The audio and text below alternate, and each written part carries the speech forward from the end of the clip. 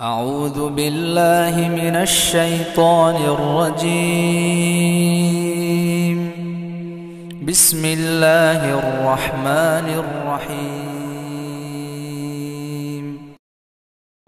বর্তমান যে আমরা সময় অবস্থান করতেছি সবার জানা আছে যে আমরা পেপার পত্রিকা রেডিও টেলিভিশন সংবাদপত্রে আপনাদের অবশ্যই নলেজে এসেছে যে করোনা বৃদ্ধি পেয়েছে, মৃত্যুর সংখ্যাও বৃদ্ধি পেয়েছে, আক্রান্তের সংখ্যাও বৃদ্ধি পেয়েছে এবং গত 9 মাসের রেকর্ড ছড়ায় গেছে। আমরা বোঝা আসছে এর আগেও আমরা আলোচনা করেছি যে আসলে এই করোনা ভাইরাস এই এমন একটা ভাইরাস খালি চোখে কিন্তু আমরা দেখতে পাচ্ছি, পুরো বিশ্বকে কাঁপিয়ে দিচ্ছে। হিমশিম খাচ্ছে বড় বড় দেশগুলো, তারা এটা মোকাবেলা করার জন্য ব্যর্থতা প্রকাশ করেছে, কোনো কাজ হচ্ছে না। আর দেখে আল্লাহ রাব্বুল আলামিন 1400 বছর আগে শুধু তাই নয়, এর পূর্বেও আল্লাহ রাব্বুল আলামিন যেমন অন্যান্য উম্মতের উপরে নামাজ ছিল, ঠিক রোজা ছিল।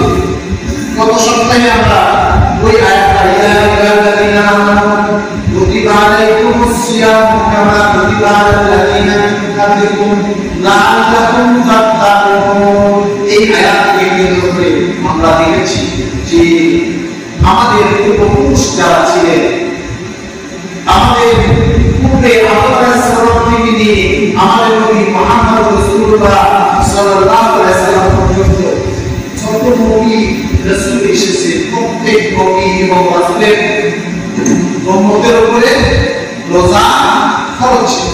এই আয়াতের ভিত্তিতে আমরা আলোচনা করেছি। কেন, কি কারণ? আসলে সেখানে বলা হচ্ছে লাআল্লাকুম তাত্তাকুন, যাতে করে তোমরা মুত্তাকি হতে পারো, আল্লাহী হতে পারো, আল্লাহ ভয় তোমাদের আসতে পারে, তোমরা কামিয়াব হতে পারো, তোমরা সফলকাম হতে পারো। এই সফলতার জন্য প্রত্যেক জাতির কাছে আল্লাহ রাব্বুল আলামিন এই রোজা ফরজ করেছেন। এখন আমরা এর আগে দেখেছি আল্লাহ নিজে বলেন কিছু জাতিকে তোমরা ভাগ করো। এখন থেকে বর্তমান জামানা কেমন বিজ্ঞানের অগ্রগতি উন্নতির ফলে যত অগ্রগতি উন্নতি হচ্ছে, ইসলামকে বোঝা তত সহজ হচ্ছে। ইসলামের নাম বাড়তেছে না কমতেছে?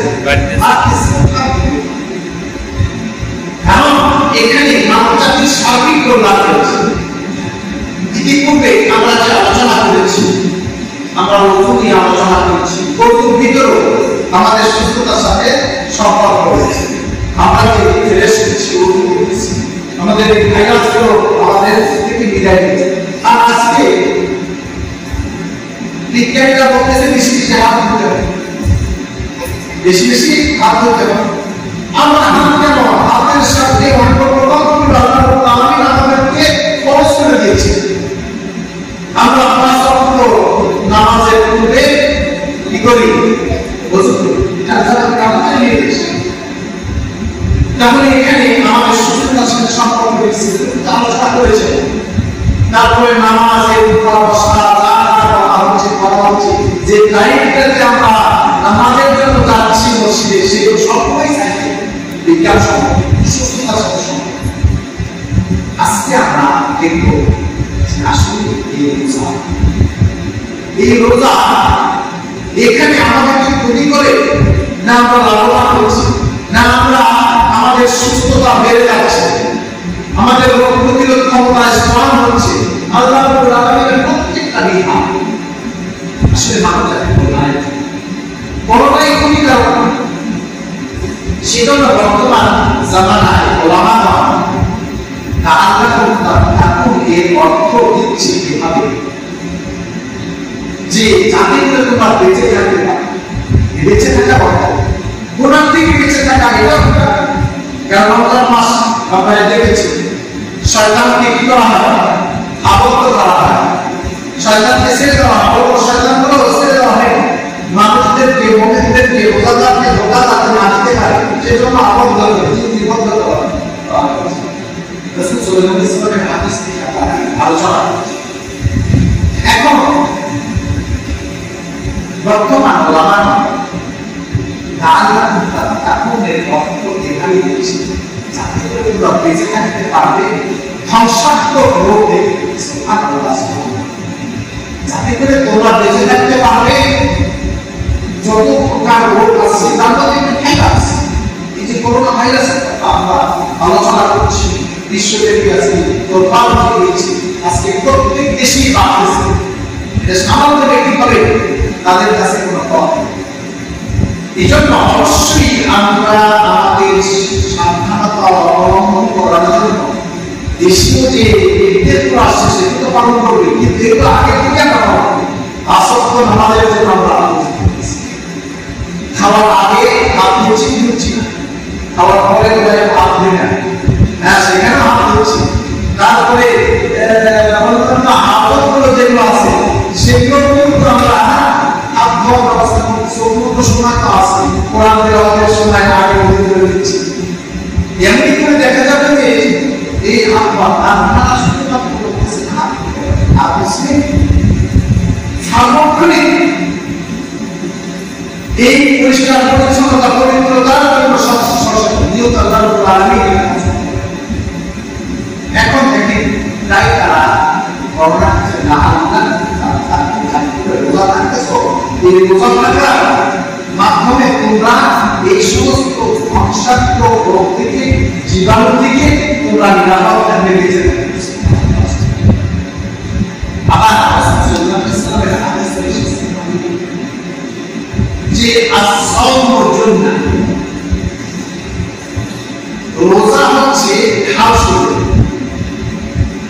যে রাসূল সাল্লাল্লাহু আলাইহি ওয়াসাল্লাম বর্ণনা করেছেন সহিহ হাদিস, সেখানে আমরা রোজা আগে দেখেছি জুন্নাহ বলা হয় যদি কেউ যুদ্ধক্ষেত্রে যায়, প্রতিপক্ষের আঘাত থেকে নিজেকে বাঁচানোর জন্য আরো ব্যবহার করে, যেমন যে কোনো আঘাত আসে সেটাকে ব্যবহার করতে, পুলিশের আজাদ আমাদের দেখবেন যে কোনোখানে গেলে তারা একটা ঢাল ব্যবহার করে, এটা আপনি যদি ঢিলা দেন সেটাও কিন্তু ওখান থেকে মুক্তি হবে।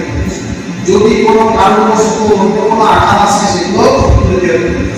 আর আল্লাহ রাসূল বলেন যে সিয়াম রোজা হলো এগুলো খাওয়া শুরু।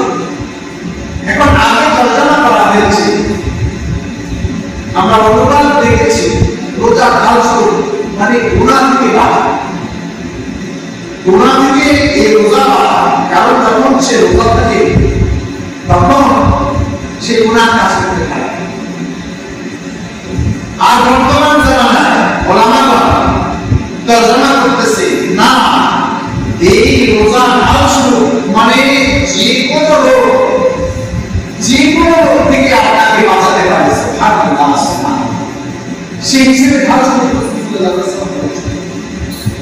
এই জন্য আমরা এই যে রমজান আমাদের আসতেছে প্রতিদিন আমরা অত্যন্ত প্রস্তুতি নেব এই আলোচনা থেকে। এই আলোচনার উদ্দেশ্য এটাই যে আমরা মনে করব এবং বাচ্চারা, ছোট পরিবার, পরিজন যারাই আছে তাদেরকেও উদ্বুদ্ধ করা।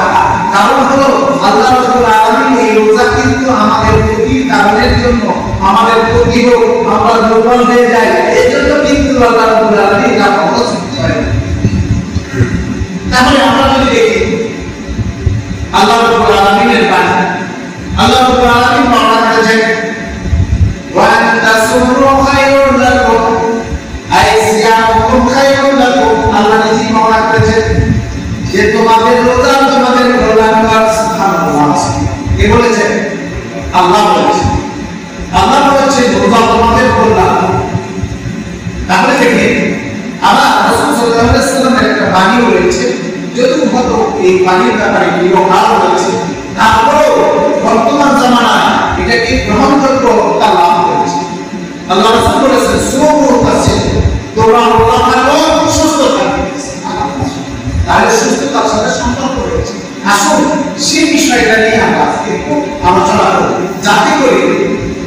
আমরা আমাদের বাচ্চা ছেলে মেয়ে পরিবার পরিজন তাদেরকেও রোজা রাখতে যেন উদ্বুদ্ধ করি, কারণ রোজায় কখনোই ক্ষতি নাই। এটা বর্তমান জামানায় ডাক্তারগণ বর্ণনা করতেছে, এই যে রোজা আমরা 12 থেকে 14 ঘন্টা রোজা থাকি, এটা কিন্তু কখনোই স্বাস্থ্যের জন্য হুমকি নয়, কখনোই এটা আসলে আমাদের ক্ষতিকারক। কিভাবে? সেই জন্যই তারা যে অপরাধ দিচ্ছে, সেই অপরাধটা একটু জেনে নিই, তাহলে আমরা ভয় থাকবো ছোট ছোট বাচ্চাদেরকে। কারণ আমরা আমাদের সমাজে এখানেই দেখা যায় ছোট ছোট বাচ্চাকে যারা রোজা ব্যাগের ভিতরে তাকে সান্ত্বনা দেয় অথবা সেগুলি খাওয়ার জন্য তাদেরকে ডাকি না, উদ্বুদ্ধ করি না,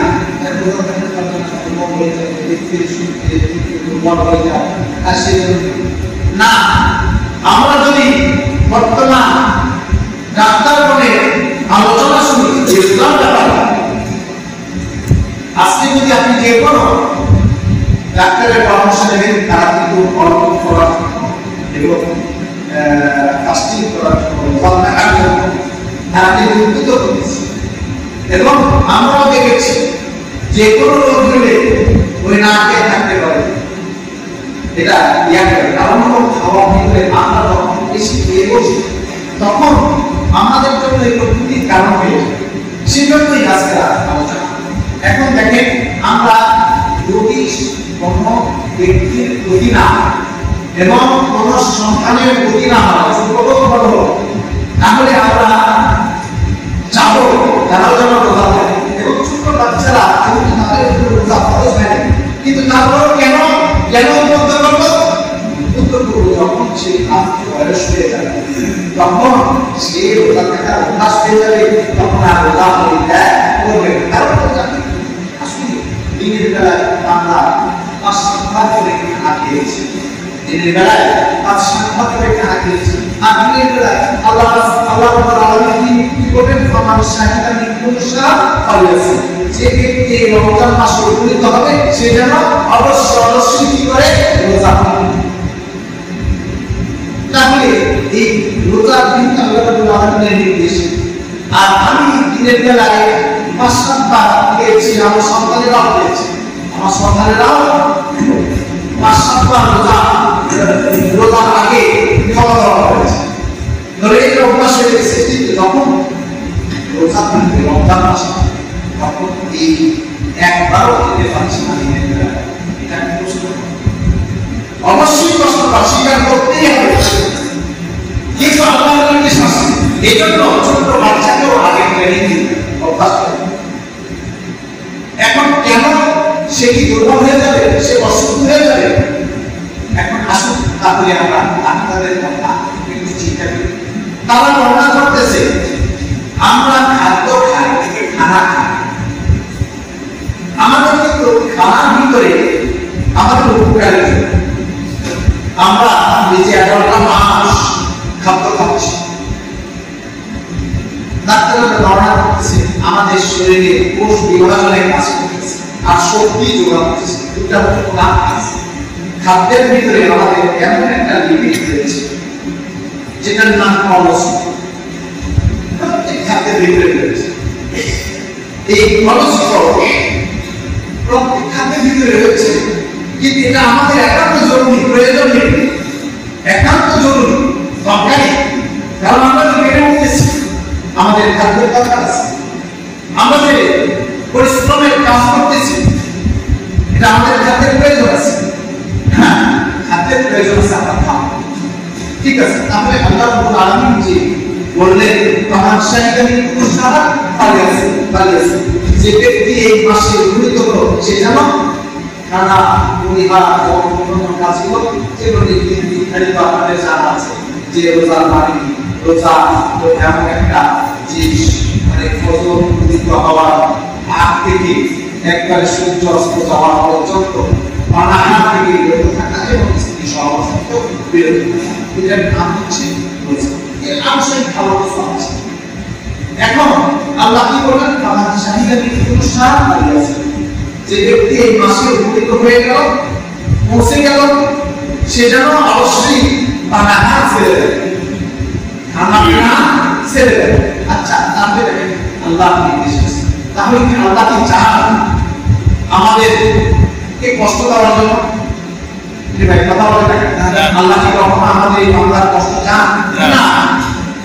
তাহলে আমাদের খানা পিনা ছেড়ে দেওয়ার জন্য বলতেছে, কেন বলতেছে, কি কারণ? দেখেন, এই যে প্রথম কথা হচ্ছে এই যে পরস্পর আমরা খাদ্য খাচ্ছি, খাওয়া একান্ত জরুরি, হালাল হারাম না, যেটাকে এর আগে আমরা বলেছি হারাম নয়, হালাল খানার ভিতরে আমাদের কল্যাণ রয়েছে, আর হারাম গুলো আল্লাহ রাব্বুল আলামিন যে হারাম করেছে সেগুলো কিন্তু আমাদের অকল্যাণ রয়েছে। আজকে এই কয়েকদিন আগে দেখলাম আসলে কিছু জীবজন্তু রয়েছে এই করোনা ভাইরাসটা তাদের ভিতরে আগে থেকে আছে, সৃষ্টির আগে থেকে আছে। আর আল্লাহ রাব্বুল আলামিন মানুষদেরকে ওই সমস্ত জীবাণুর কাছাকাছি দিয়ে ওই সমস্ত জীবাণু জীবজন্তুর মাংস ভক্ষণ করতে নিষেধ করেছে, হারাম করেছে।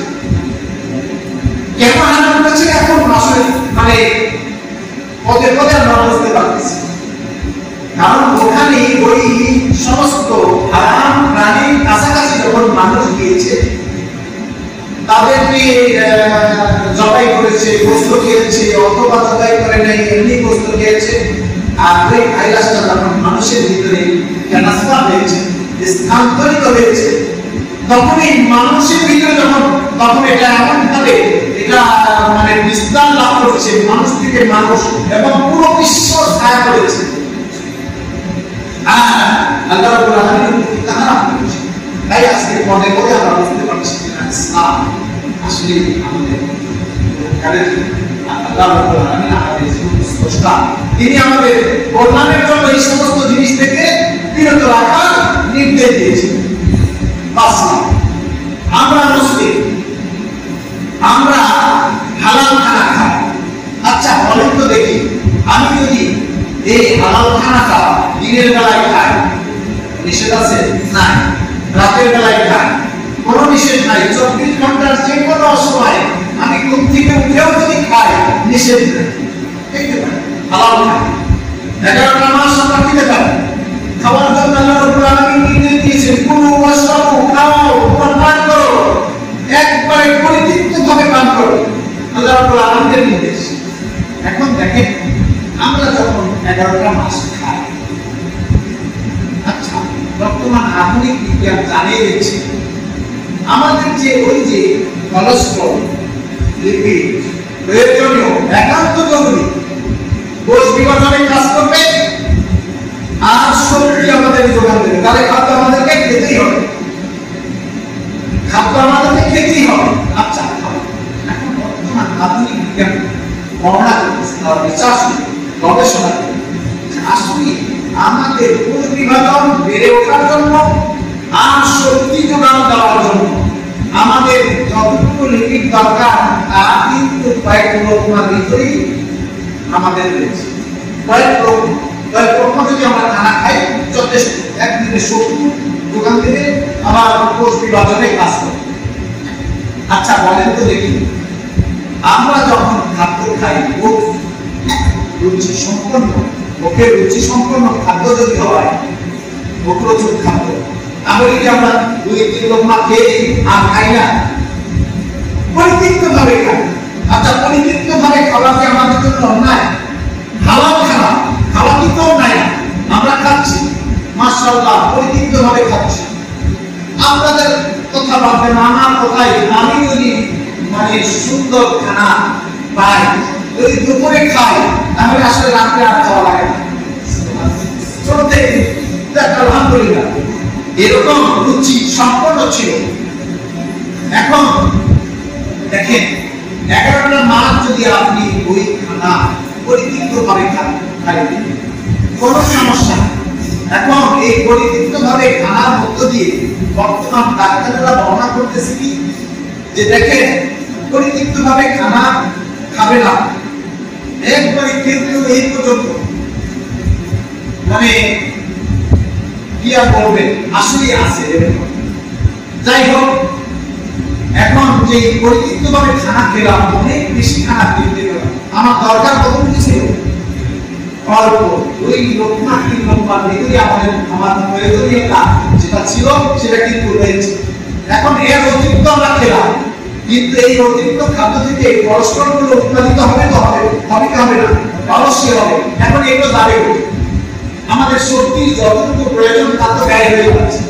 আমার কোষ বিভাজনে যতটুকু কাজ করার তার থেকে তো কাজ করতেছে, কিন্তু অতিরিক্ত এখানে কিন্তু উৎপাদিত হচ্ছে আমার ভিতরেই, যেটা আমি খাচ্ছি আমার উৎপাদিত হচ্ছে। এই কোলেস্টেরল আমার এই বডির ভিতরে বিভিন্ন খানে এগুলো কিন্তু জমা হচ্ছে, এটা উদারজাত হচ্ছে,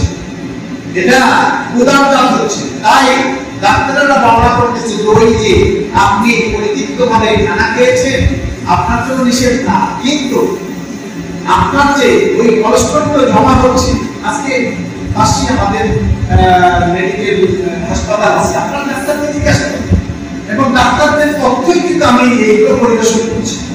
দেখেন তারা বলতেছে যে শরীরের ভিতরে এই কোলেস্টেরল গুলো গুলার কাজ হচ্ছে।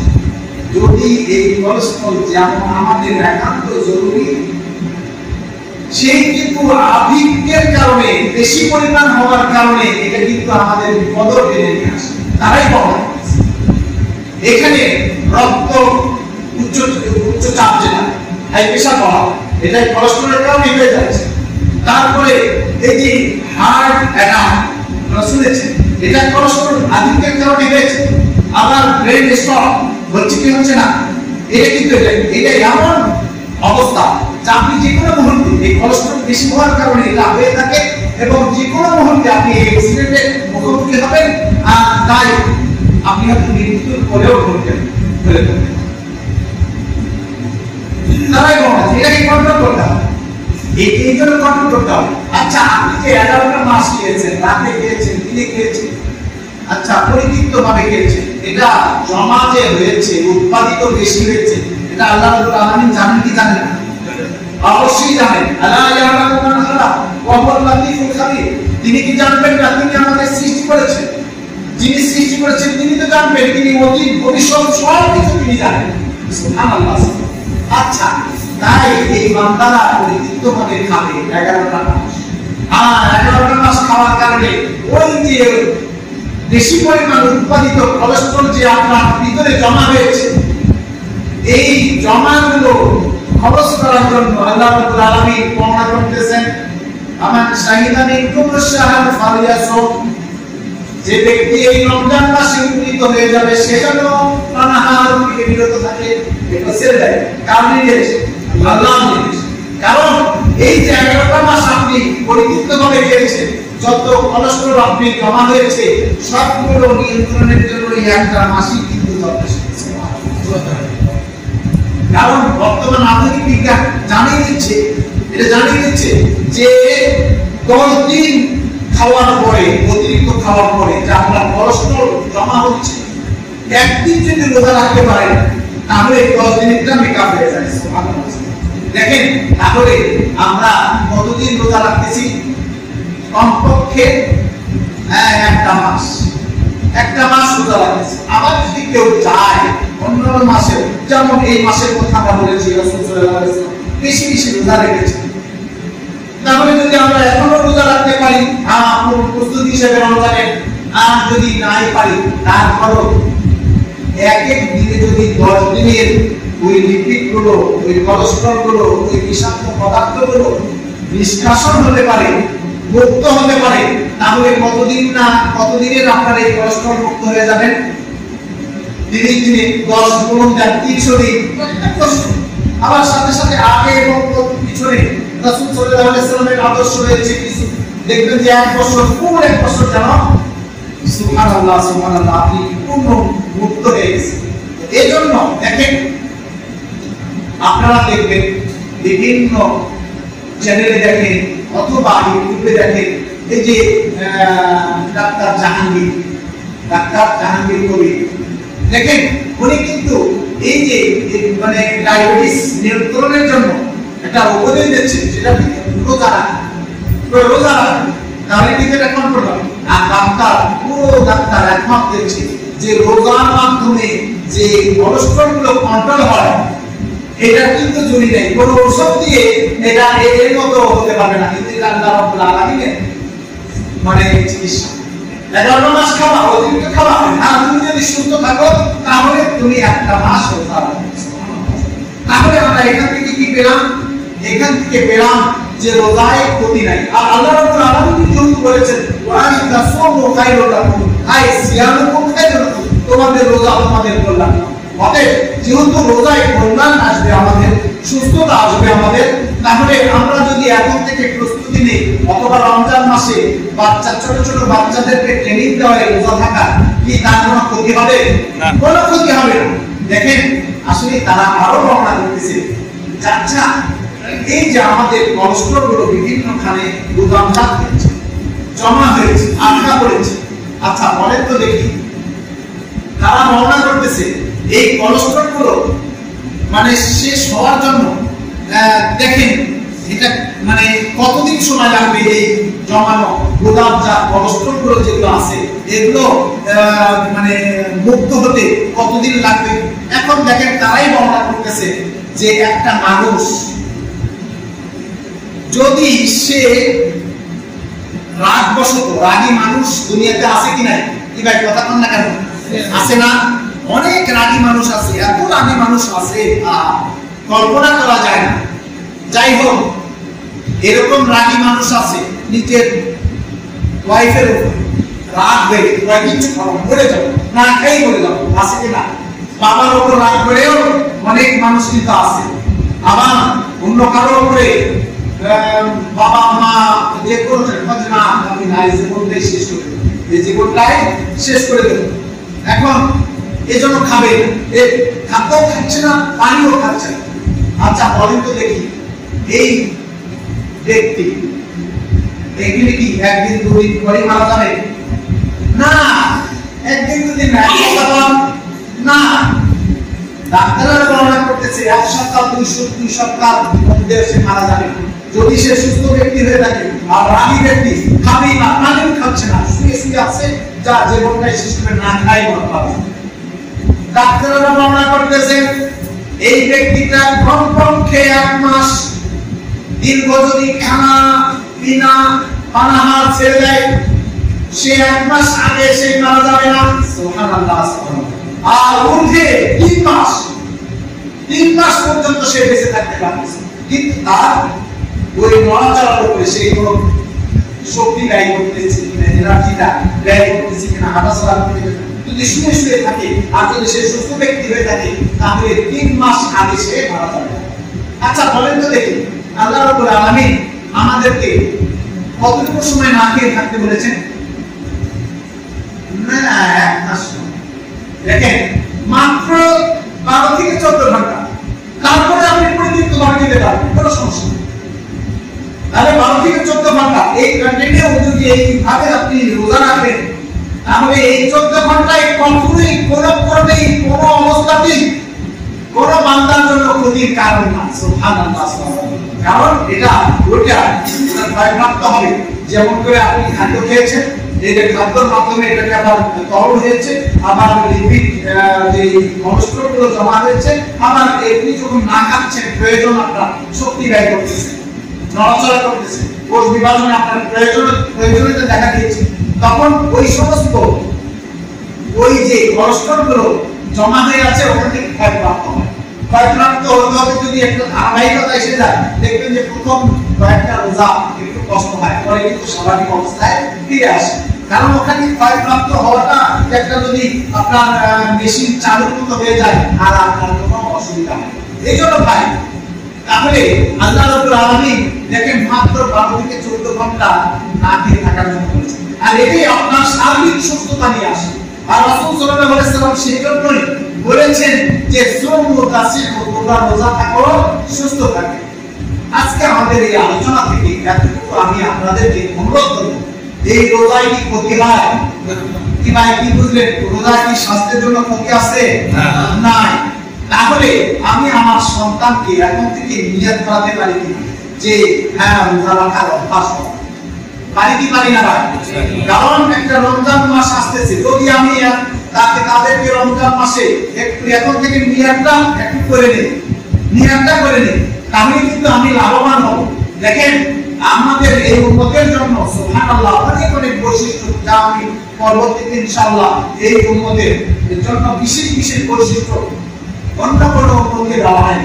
তার মধ্যে আজকে একটা শুধুমাত্র আমি আপনাদেরকে বর্ণনা করব, তা হচ্ছে আপনি যদি একটা ভালো কাজের নিয়ত করেন ভাই, বড় কাজ সবের কাজের নিয়ত করেন, এখন নিয়ত করার সাথে সাথে আপনার আমলনামায় কি এটা লিপিবদ্ধ করে দেওয়া হয়, এটা সব সুবহানাল্লাহ। আপনি এই কাজটা করতে পারেন আর না পারেন, লিপিবদ্ধ করে দেওয়া হয়। এটা কিন্তু আমাদের নবী মুহাম্মদ রাসূলুল্লাহ সাল্লাল্লাহু আলাইহি ওয়াসাল্লামের উম্মতের একটা বিশেষ বৈশিষ্ট্য, একটা মর্যাদা আল্লাহ রাব্বুল আলামিন দিয়েছেন। এখন দেখেন আপনি একটা সওয়াল, এখন দেখেন এখানে যারা আছি ভাই এক কথা বলেন, এখানে যারা আছি, আচ্ছা বলেন তো দেখি আমি এখন নিয়তটা পাকাপোক্ত করতে পারবো কিনা যে আমি কোন রমজানে রোজা থাকবো, পারি কি পারি না? ইনশাআল্লাহ। তাহলে আমরা আমাদের সওয়াব পেয়ে গেলাম কিনা?